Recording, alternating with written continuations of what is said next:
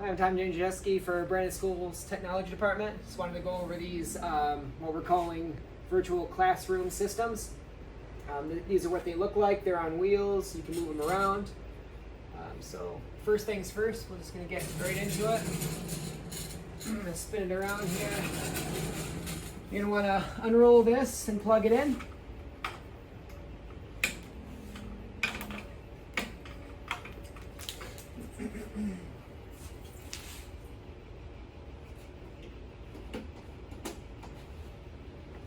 Alright, so this is where the remote controller is for the TV and the computer that actually works everything. So you're going to want to turn on the TV as well as the power button here on the bottom.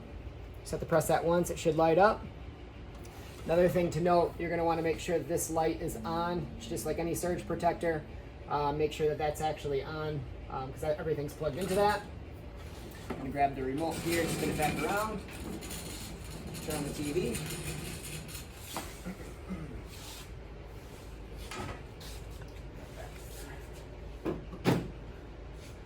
So it should boot up just like a Chromebook.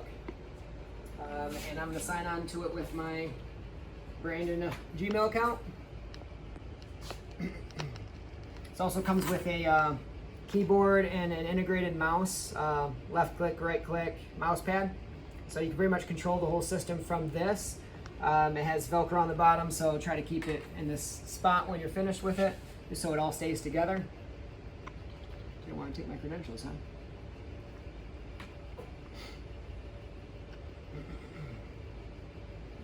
Let's come to the wireless here. All right. Go ahead and sign in.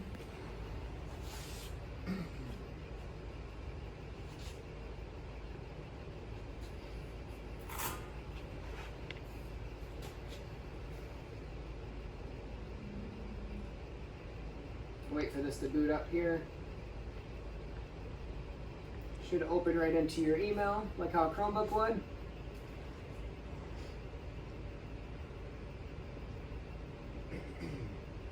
And if it's the first time you've logged onto the system, it's going to push out some apps.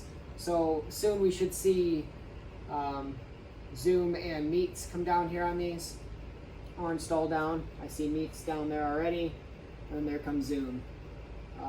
So you can just click on Zoom for say.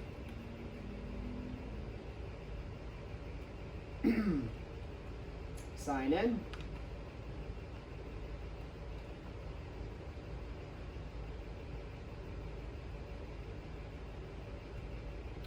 Should have to sign in for the first time.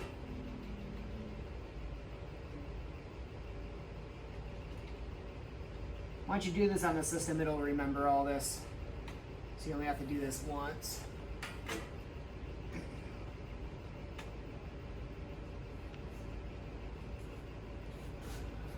So you can just start a video meeting right here out of the app if you'd like. If you want to do something on the fly. And you can see us from this webcam up here. This actually can be angled and spun to the left and right a bit. Just be careful, it is Velcroed on the back. But for the most part, you can move it around quite a bit. So get it aimed how you normally would. And then you just use Zoom like you normally would. Go into participants, and you can invite people, through Gmail. I think this should send all the information into an email that you can just put a list of students in here, or whoever you'd like. So you can do it that way, or traditionally, if you already have the link set up, you can just email it to yourself, or go to access the link however you would normally. We have a link up here right now. Probably have to end this meeting first.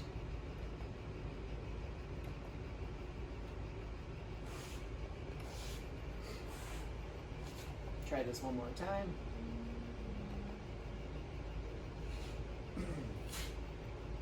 And it should put me into a meeting room here, and then we'll let ourselves in.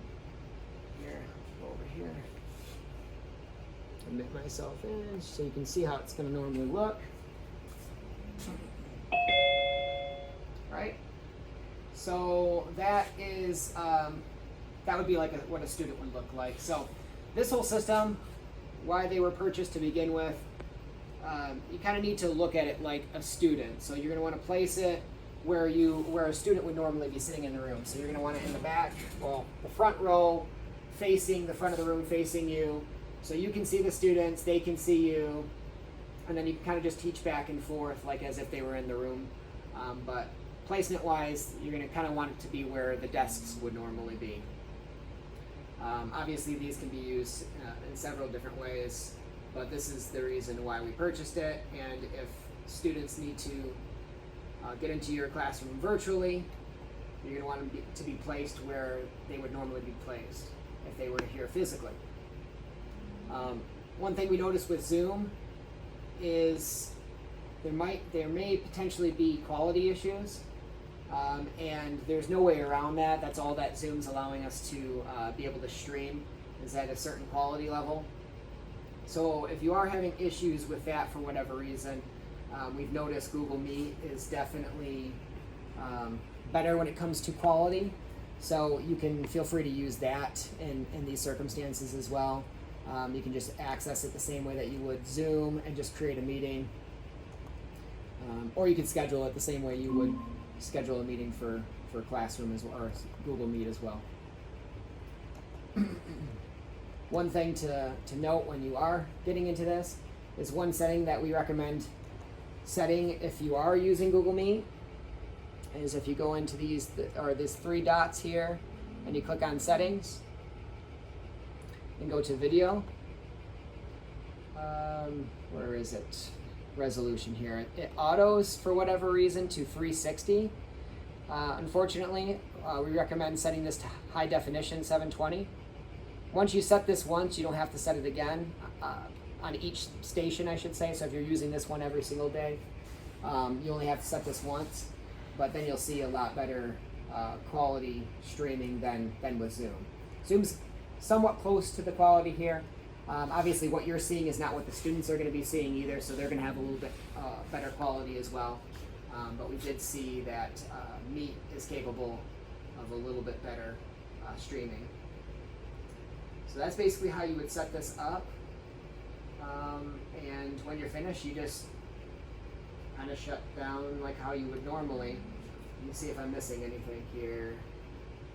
I think that's basically it, but you would just shut it down how you normally would. Another thing to note about this keyboard is there is an on-off switch. If you see the color green, it's going to be on. You want to make sure that when you're finished with it, flip it to where it shows red, and that will save the battery life. Kind of want to make sure that everything's off. Now the TV is still on, so make sure that the TV gets turned off, obviously, and then it can get unplugged and moved to a different room, or that's just kind of how you shut it down at the end of the day. Make sure that the remote controller always gets returned to its holder back here. Another thing to note with these is we did label everything according to each cart. So this one is Virtual Classroom A, so every single device is going to have Classroom A, keyboard, computer. So that way, if for whatever reason stuff does go missing, we know exactly where it needs to be returned to, as well as the webcam up here.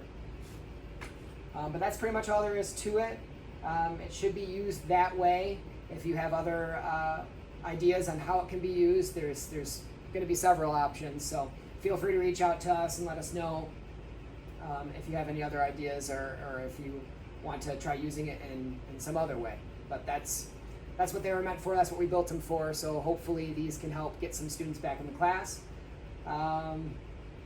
That's it for today. Let us know if you have any questions.